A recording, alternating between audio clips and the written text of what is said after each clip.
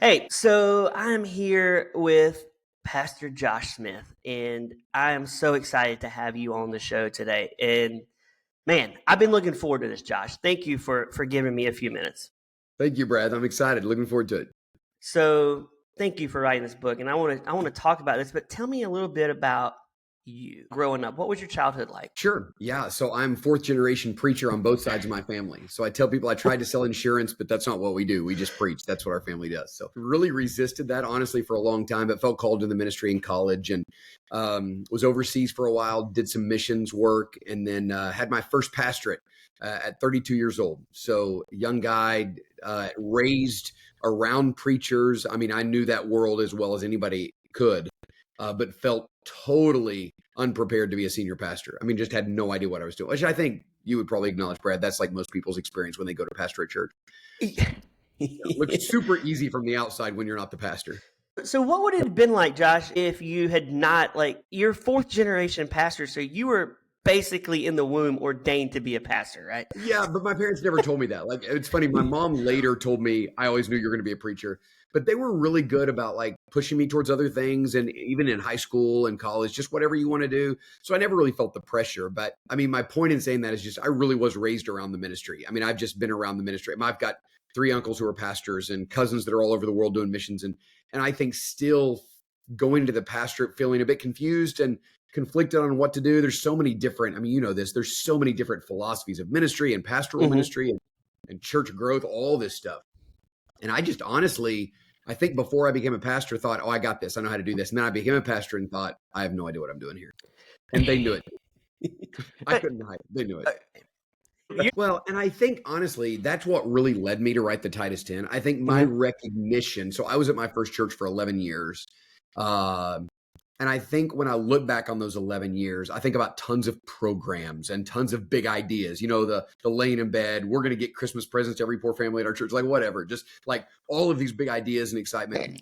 And I look back and not sure if any of that bore a lot of fruit. I think my desire to grow quickly and to do things. And when I look back on those 11 years, I think what bore the most fruit is the stuff that didn't seem to bear any fruit at the time.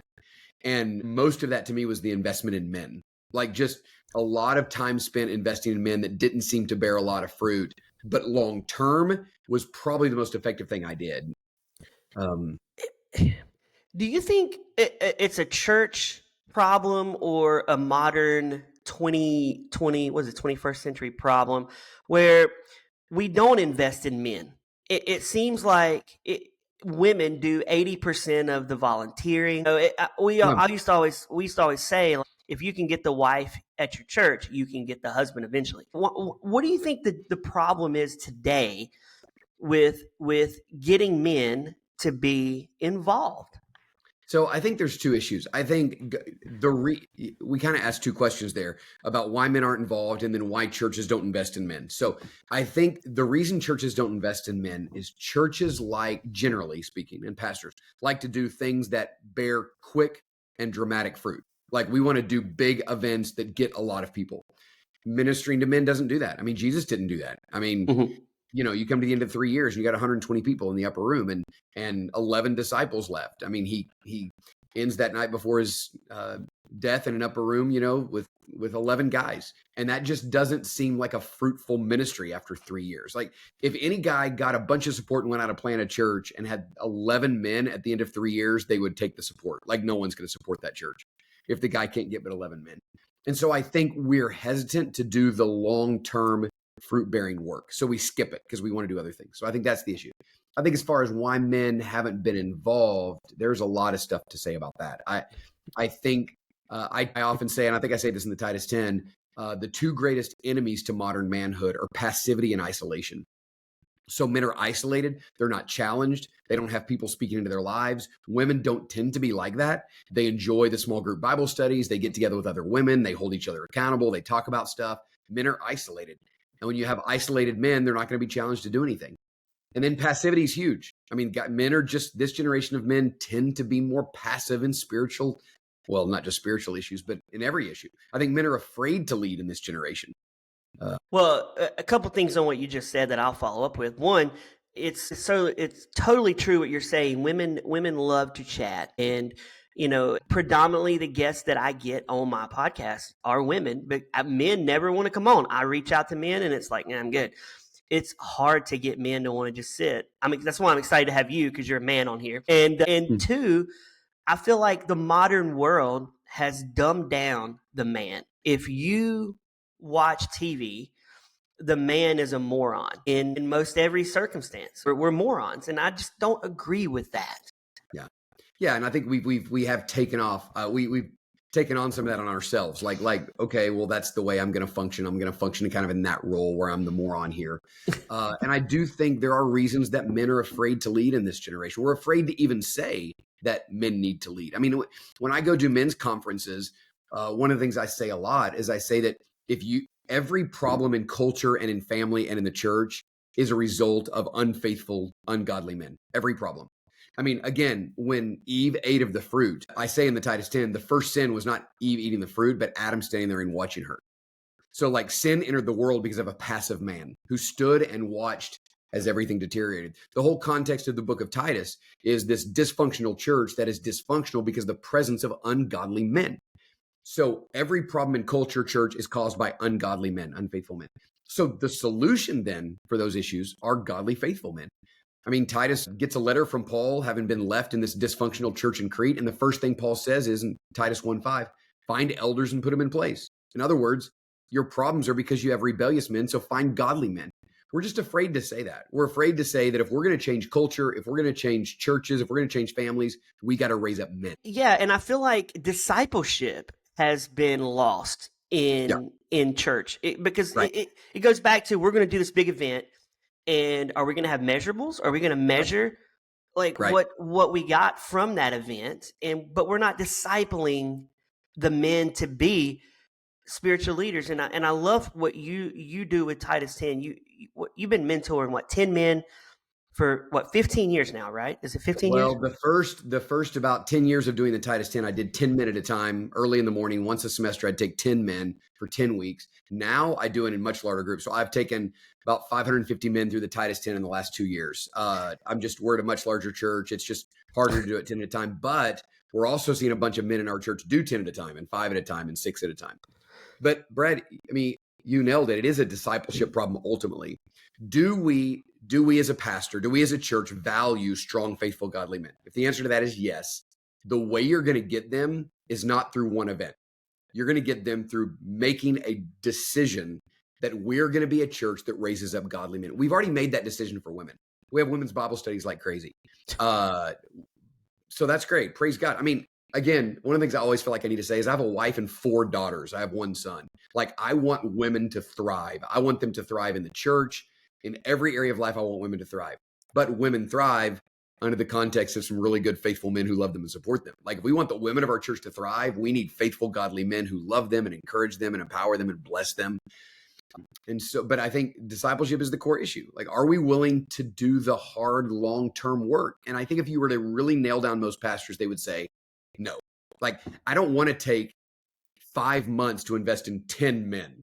I could do one event and get 200 men. Okay, sure. But you're going to bear more fruit if you take the time to take 10 men and walk them through a process, which is what Titus 10 was written for.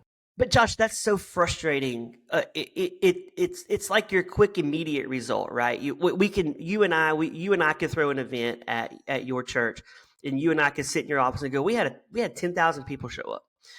But where are we getting with those 10,000 people? I would rather focus on the 10 and then see that it's kind of like that movie, The Forge. Have you seen that movie, The Forge? Yeah, it's basically your book. They could have called this the Titus 10. They really could have.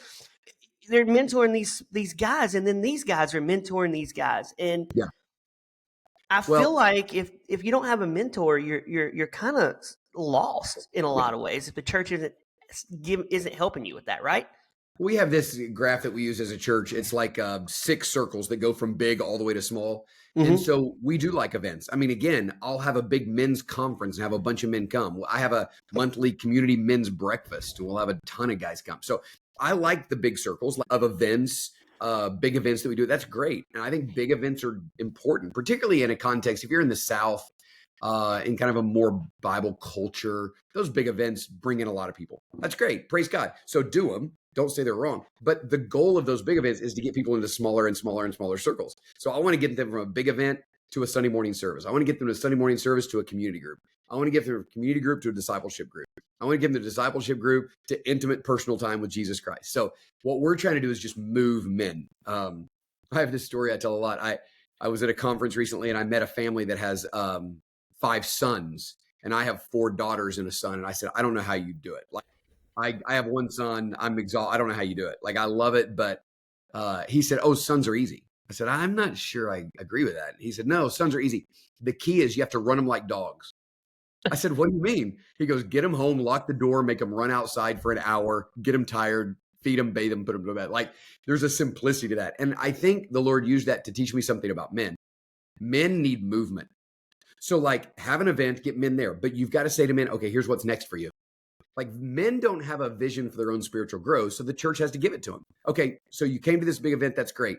Are you faithful and active in your relationship to the church? Are you coming on Sunday morning? Yes. Are you in a community group? Yes. Are you in a small group? Yes. Have you done a Titus 10 group? After Titus 10, have you taken a mission trip with some men? Like we've got to think as a church, okay, we want to raise godly men because they're necessary. What are the steps to get them there? And we just don't give that any thought. We'll throw together a Bible study and think we've done it. Let's give it a little, if it's that important, let's give it a little bit more thought than that. Yeah, I think you're 100% nailing it, but it goes back to it's a discipleship problem. In a lot of ways, we're lazy, and I'm probably guilty of that myself.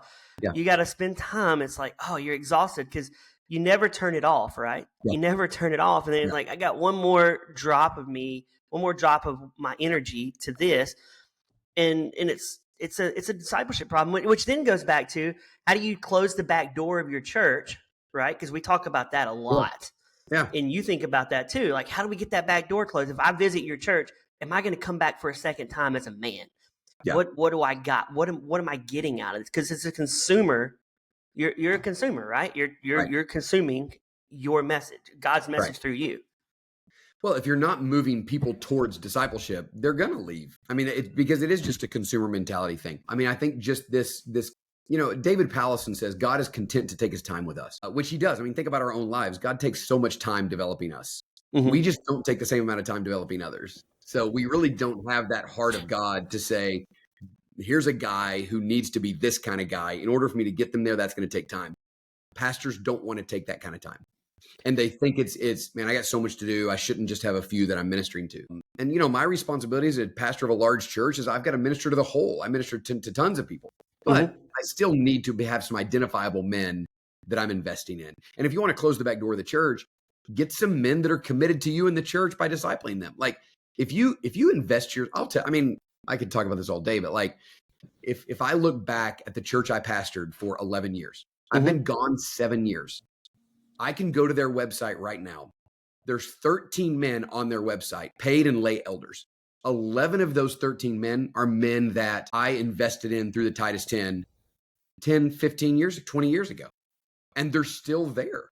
Because through that process, you build an army of men this is what David did. David built an army of men, and they would do anything for him. They were totally committed to him and to his ministry. So men have to be willing to say, I want to rally some men that are committed to me, the church, and what we're doing here. And they won't leave. They won't leave. They'll be committed. But if your ministry's only flash, they're going to leave. Yeah, and then you're never going to grow. You're never. But again, you're growing for numbers' sake. I care more about growing disciples than numbers. I could be a part of a church that has 1,000 people, but if they're just on Sunday morning, and you can't just be a church of Sunday mornings either. That's another frustrating aspect, right? Well, and you don't want to, I love Robert Coleman's classic book, The Master Plan of Evangelism. I quote him in the Titus 10 because Robert Coleman says the method of Jesus was men. What was Jesus' method? Men. Like he just raised up people. I don't want to vilify, gathering for a Sunday morning service. I love a big Sunday morning. I love big events so I don't want to vilify that. We have to say that's not it. That matters. It would be my outer circle. I got to get them there before I probably am going to get them in a small group. I'm not going to take my neighbor and get him from being unchurched to being in a Titus 10 group. Probably. I might. but I got to get him from something. So, man, corporate worship, big events, they have a role, but we just don't stop there. I think we kind of think we just did church. What do you think of churches that if you were to visit a church as a man and and they don't offer men's ministry stuff, what do you say to that church to get that going? You won't believe how many times I get this question. So here's what I've found most of the time. There's something kind of funny here, but most of the time you go into a church and there's one guy passionate about men's ministry and the pastor doesn't care. This is like, there's 1,000 times I hear this story. I love men's ministry and my pastor doesn't care, which I say, okay, fine, don't worry about it. Like, what I would say to that guy is get a book like the Titus 10, invite 10 guys, 5 guys, 3 guys with you and start discipling them. Tell the pastor, inform the pastor, like include the pastor, like don't. I feel like a lot of times guys that have a passion for men, they bombard their pastor. We got to start a men's ministry. We got to do it. Here's what I say all the time. And I don't want to be misquoted here, but here's what I say. I don't love men's ministry, but I love ministry to men. Like, I'm just trying to develop men. Mm-hmm. So what I would say to a guy that may be frustrated in his church, don't try to start a men's ministry. Just start mentoring men. Like, just start. Don't make any, just do something. Start with 5 guys and then ask those 5 guys after they've gone through the Titus 10. We now have the Bible study version of this. I don't know if you've seen that, but it's phenomenal with video curriculum. Like, yeah, you can do all of that. Just start developing some men and then get them to develop other men. I think a lot of guys are stuck because they want to start this big ministry. I don't care about that. Just start investing in men. Yeah. And I want to talk a little bit about character. I love the character chapter of the book. Yeah. I couldn't stop talking about that to my coworkers and to my wife. I love how, if people haven't read the book, tell the listeners about what words you do not allow in your house. And I think it's important. No, that's a fun one. So I talk a little bit in the book about the curse of words, how there are you are phrases. You are. So Jesus, the whole New Testament, well, the whole Bible uses a lot of you are statements. I just read this morning in 1 Peter, you are a royal priesthood, a chosen people, a people for his own possession. You are the salt of the earth. You are the light of the world. You are statements define people. And you are statements have the ability, if you say them to a kid, if you say you're an idiot, you're obnoxious, you're annoying, those are defining words that will go deep into someone's heart, really like a curse of words, and define someone. So one of the things that we say in our house, you can tell your brother or sister that they're being annoying because they probably are. You can't say you are annoying. You are being annoying means that you are being something right now. You are annoying is a defining statement. And so what I want to speak into believers is here's the you are statements. Here's what God says you are. And sometimes we get these curses on our life where we think all these things we are because things people spoke into us. So we try to be careful about the you are statements at our house. So. And I'm 45 and I can still hear you are's in my mind. Absolutely. They don't go away. I mean, no, they don't go away. It's called the curse of words. With our words, we curse others, James says. So there is a curse that can come on your life from words. And the curse is, I don't mean that like a weird supernatural way. I'm just saying you haven't forgotten it, right? No. Neither have I. They define you. They do, but but that definition of defining goes back to mentoring, right? And seeing yourself the way God sees you and not the way that person saw you when they say you are. And I think that's hard for men to marry that in their mind, right? Because they're like, well, God, I'm a loser. I've been told I'm a loser my whole life. I'm fat because my family was fat. You're going to be fat. Yeah. And it's not true. Yeah. No, those things are, and I one of the things I ask men to do, I do this kind of as a homework assignment in the Titus 10, is spend a week listening to your inner monologue. Like for a week, what are the words that you say to yourself over and over? Like, and I'm telling you, men don't want to do this. And when they do, they will come the next week and they'll go, Pastor Josh, I didn't realize I say, oh, I'm such an idiot all the time. I say that 100 times a day. I said, I'm such a moron. Like guys will come back and say, I have this repetitive thing in my mind that I'm saying over and over and over. And those are the kind of things that really define us. We don't realize what we're saying to ourselves about who we are. And God wants to redefine us. Yeah, I've noticed that in my 11-year-old. He'll do something. I'll say, no, don't do that. He'll go, I'm such an idiot. That's it. And I'm like, no, you're not. Stop saying that. Yeah. You're not an idiot. Yeah. You may act like a moron, You can say right now you're being an idiot. Right now you're you're not an being idiot. an idiot, but you're not an idiot. You're God. not an idiot. I tell my kids all the time, God has big plans for you, Yeah, and they're going to be amazing. And it may be small to people, but it's going to be huge to you. We got to embrace that, right? And I feel like it's a struggle with men to want to do that. And also, like in your book where you talked about your dad, he wasn't the didn't you say the carpenter or the? Well, he didn't fix transmissions or change Yeah. oil or skin deers or hunt or fish. None of those kind of things. Mine didn't But he either. was the manliest man I knew, and the reason is because he had manly character. Like always thought my dad was so manly, but he didn't do any. Like he didn't teach me any skill. Like I couldn't sleep outside for 3 days. My life depended on it. So like he didn't teach me any of that stuff. But he just had he had manly character. You can find a guy out there who hunts and fishes and makes his own knives and smokes all the meat and all that, but he's not a man if he doesn't have manly character. Character is what makes a man. And so we just want to be careful to build the right kind of men. Yeah, we do. And it makes me really want to have a snapshot of my relationship with my boys. Yeah. How do I want them to look back on me and go, well, he never taught me to fix a transmission, because I'm like you. I was never taught that stuff. Yeah. But we know he loved God, and he loved us, and he taught us to be men. And I think that's so in wrapping this up, what would you say to people listening right now, watching you, that are stuck, men that are watching you right now? For one, I'd say buy the book, but two, what would you say to them? Because you get in that stuck mentality. What would you say to them to encourage them? Yeah, I feel this all the time. I get so overwhelmed by I'm not the man I want to be. I wish I was. I just had a big birthday. I'm not going to tell you which one, but I had a big. I just turned 50, and so and I feel like all this, like, man, I should have been further down the road. I would have done all this stuff. And I think when you feel stuck like that, the answer is just do the next thing. Like do something. And, I wrote the Titus 10 as a means to it comes out of like 15 years of watching this work.